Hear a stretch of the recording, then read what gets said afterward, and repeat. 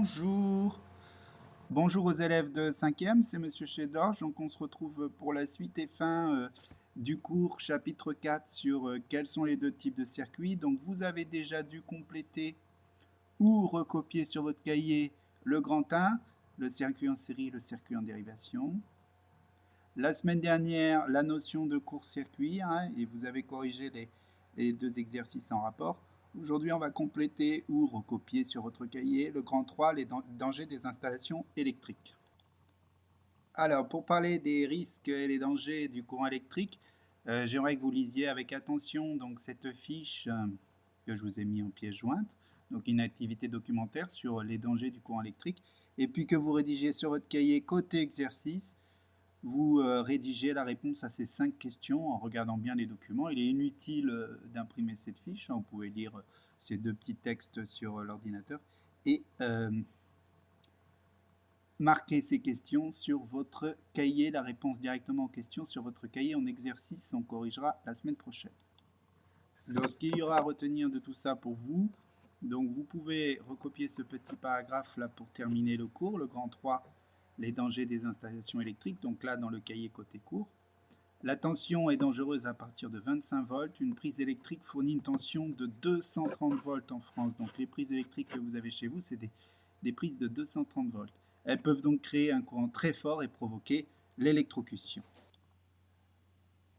Donc j'avais des vidéos à vous montrer là-dessus, mais je voudrais vous montrer quelques images. Donc pour éviter l'électrocution due aux prises électriques qui sont dangereuses avec leur tension de 230 volts.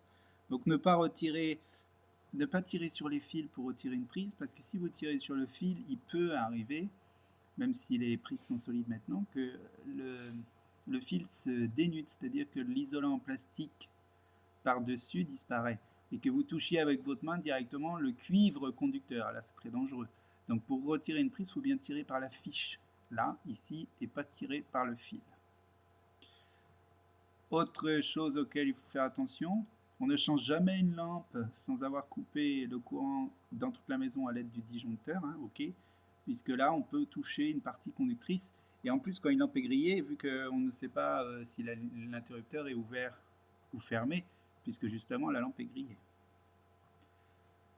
Qu'est-ce qu'on peut dire aussi on n'intervient pas sur un appareil branché, évidemment, sur la prise électrique, hein.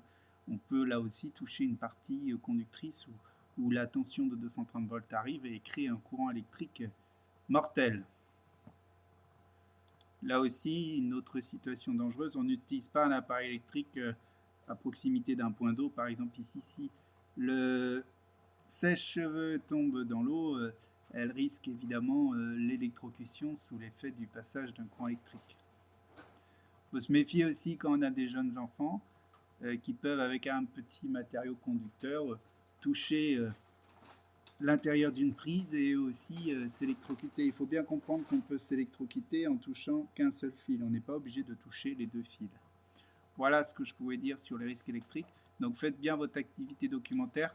Complétez bien ce grand 3 ici, les dangers des installations électriques. Et puis à bientôt, portez-vous bien, au revoir.